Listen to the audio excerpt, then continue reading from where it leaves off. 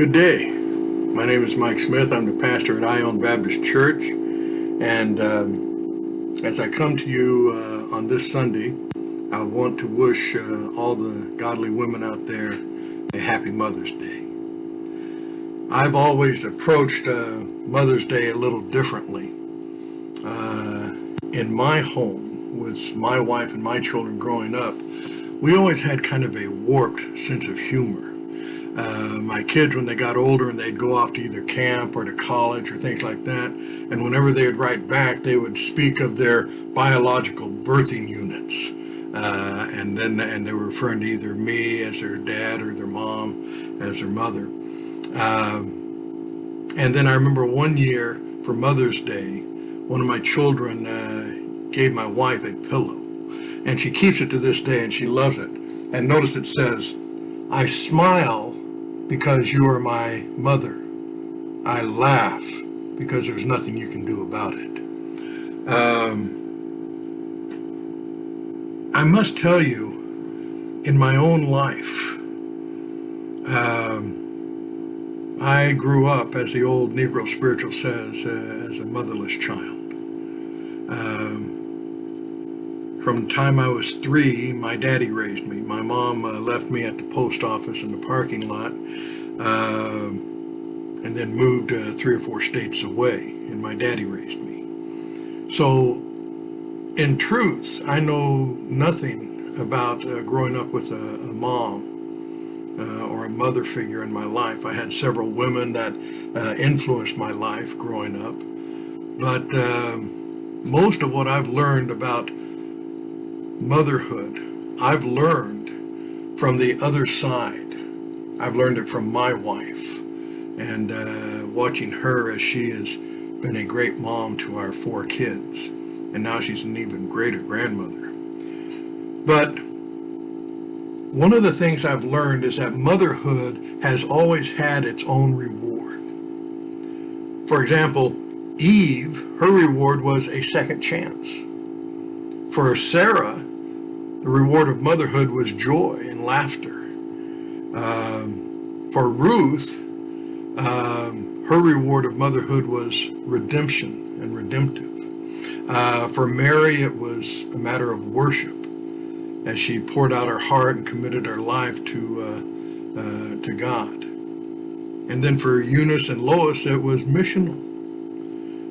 But from God's perspective, motherhood has always been meant to be nurturing.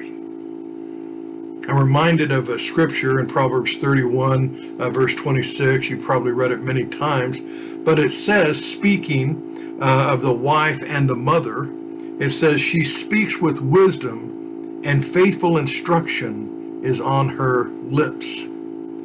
In other words, the mother, the godly woman in a child's life, speaks these things of wisdom and faith into the lives of their children, much like Lois and Eunice did with Timothy. Remember what Paul wrote to Timothy. He said, "I am reminded of your sincere faith, which first lived in your grandmother Lois and in your mother Eunice, and I am now persuaded lives in you.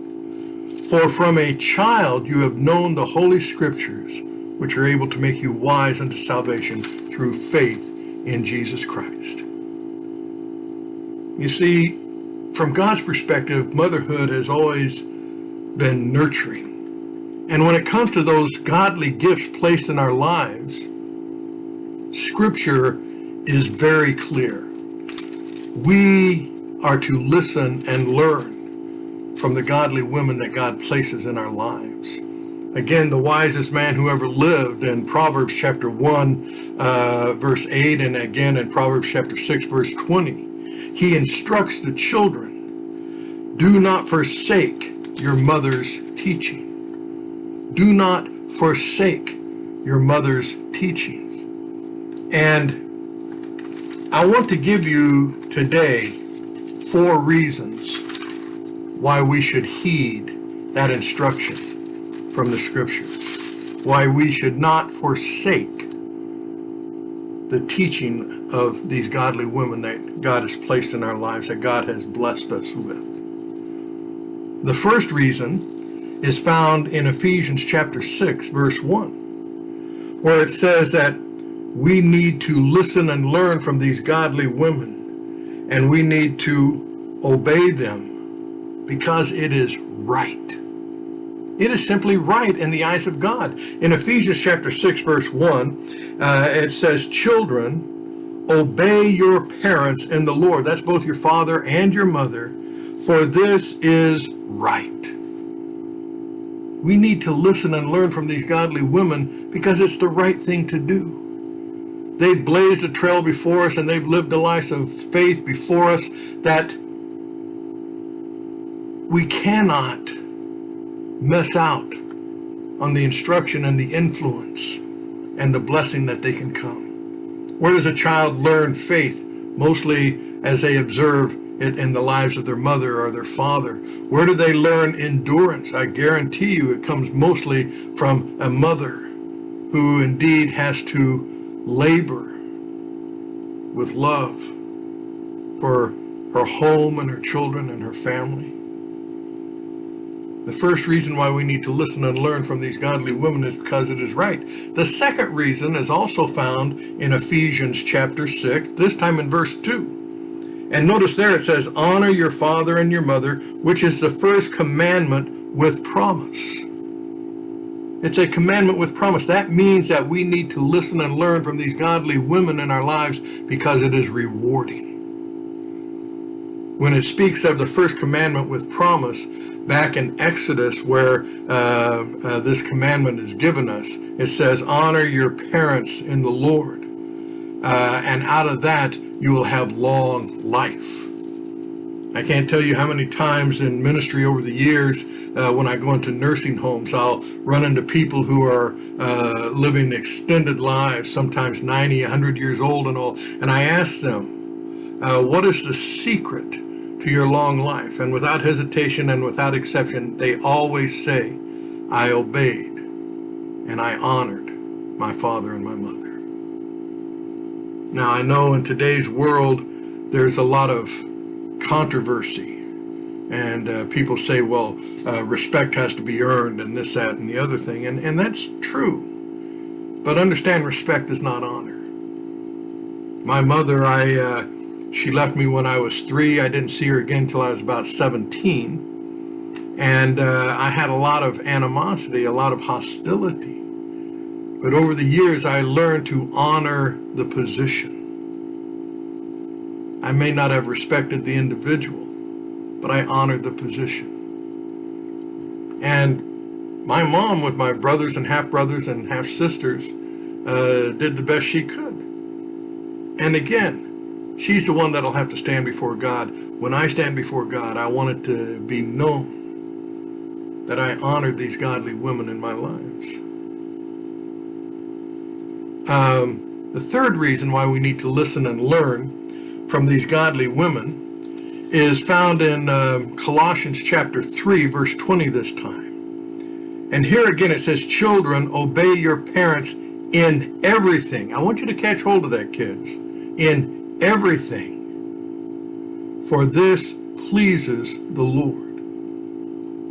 Here I want you to understand that we need to listen, learn, and obey because it is revered by God. God places a lot of emphasis on how we respond to our parents, how we honor our parents, how we obey our parents. And so we need to listen and learn from them because it's right, it's rewarding, it's revered by God.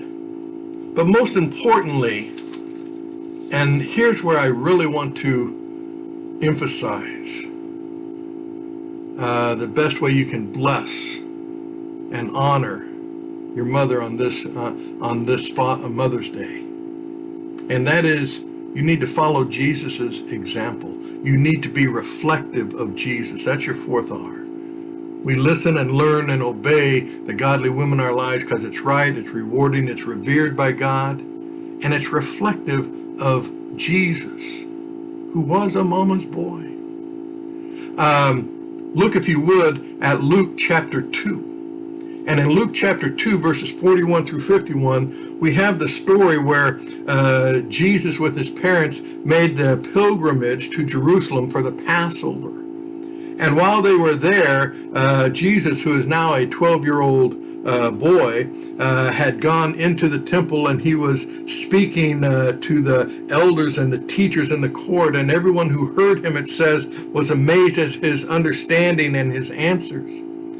And then it says that his parents and the whole entourage began to be moving back, and as they were coming back, they realized that Jesus wasn't with them, and so in a panic and in worry, they ran back to Jerusalem. And when Jesus' mother, Mary, found Jesus, she said, "Son, why have you treated me like this? Your father and I have been anxiously searching. We've been worried sick." And Jesus said, "Why were you searching for me? Didn't you know that I would have to be about my Father's business and in my Father's house?" But then I want you to notice the example that Jesus sets for all of us. It says, from that point he went down to Nazareth, and he was obedient to his parents. And his mother treasured all of these things in her heart. She knew who Jesus was, but yet she treasured in her heart the fact that her son honored her, obeyed her, listened to her, and learned from her, even though he was God incarnate.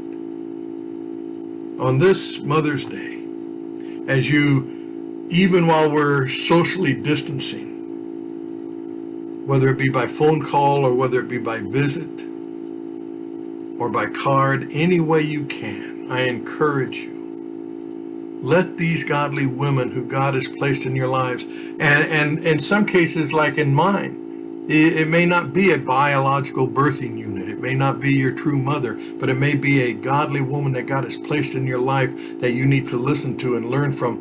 Honor them and let them know how much you appreciate them. Because it's right, it's rewarding. It pleases God, and it's reflective of Jesus. Again, I say to all of you godly women out there, happy Mother's Day. And now I'm going to go and let my godly wife and the mother of my children know how much I appreciate her.